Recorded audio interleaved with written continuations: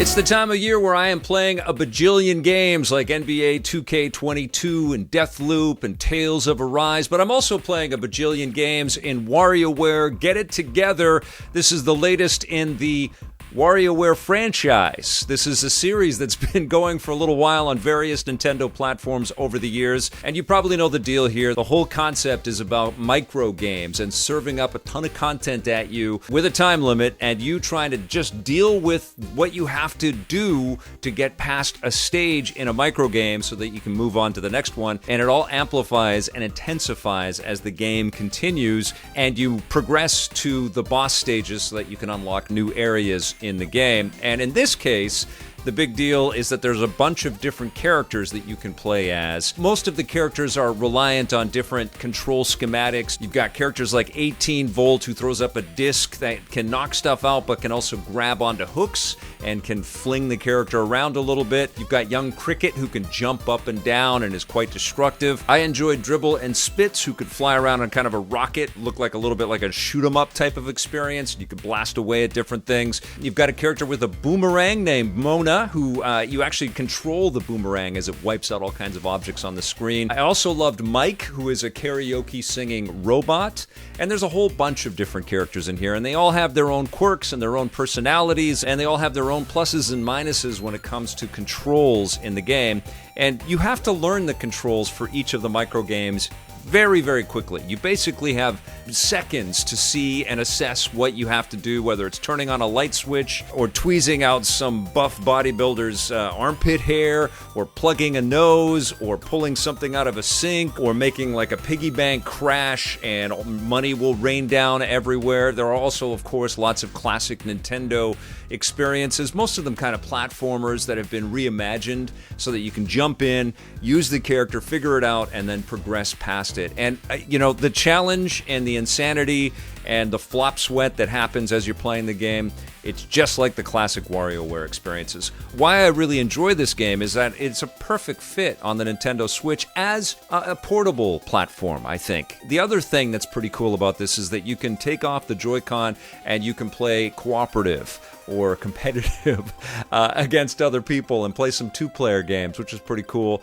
There are also lots of different modes in the game. There's like a WarioWare Party mode. There are challenge modes. There's a weekly challenge mode. And of course, competition is very stiff around the world. There's a leaderboard that you can put your best scores up on. And so the game does serve up a ton of content at you. And, your head is spinning after you've played this thing for a few hours. It's like, oh my God, I can't even believe what I've seen. And of course, there's lots of nice little surprises and lots of connections to previous Nintendo lore, and even lots of connections to previous WarioWare games. It's very clear whenever you play one of these WarioWare games that the developers had a great time building it. I'm sure it's intense to try to craft new things and put them in there and have them work and have players understand what they have to do so quickly. And I think it's all been shaken up this time by the fact that you have to kind of adapt to the different characters. And certainly, like for me, my favorite characters, Wario was always in the mix. I liked playing as Mike. I liked Dribble, with being able to shoot all the time. I liked having a better understanding on the mobility and the projectiles that the characters could shoot out. There are certain characters where you will be like a phantom, and then you press the button, and then you physicalize, and you destroy things, and it was just really hard to kind of grapple with when you should press the button and activate that power. In some of the challenge modes, it's insane because everything just gets ratcheted up to as fast as it could possibly be. And there's this one character, 9 Volt, who's on a skateboard just whipping around, and he's got like this yo-yo type thing that he blasts at different objects.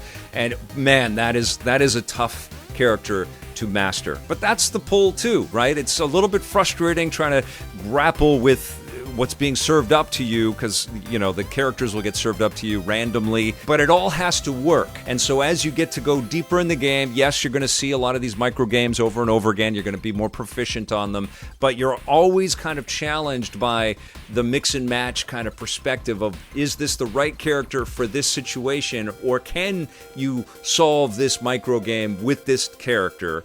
Oftentimes you don't. and you can crash out and the game will be over. But the nice thing is the devs made it easy for you to just spend some of the in-game currency, and you can continue your progress so you can see everything. It's not going to take you too long to beat the story and most of the microgame content that's served up within, but there are other surprises to discover, like almost old Game & Watch style games where you have to keep a ball up in the air for as long as possible. In the variety pack where all of these, sort of extended micro games are served up, there's also the daily grind, which sort of gives you the idea of going to work for the WarioWare game company and you having to constantly switch out the different characters as you're progressing along inside of a platformer style experience.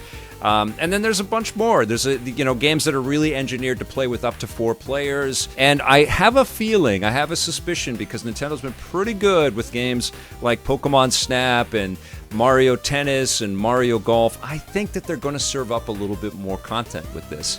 Animal Crossing as well. I think it's worth the pickup, especially if you're one of those players that likes to play the Switch in portable mode. I mean, it plays great on a television set as well, but this just feels like a great handheld experience. So, a good fit with the Switch Lite. But also, if you are out on a picnic or something like that, you can have this and pass a Joy-Con over to somebody and play some of this insanity with a friend. That's some good stuff. This isn't the biggest or best release from Nintendo in 2021 by any means, but it is definitely a fun game, and it's a worthy addition to the Switch library.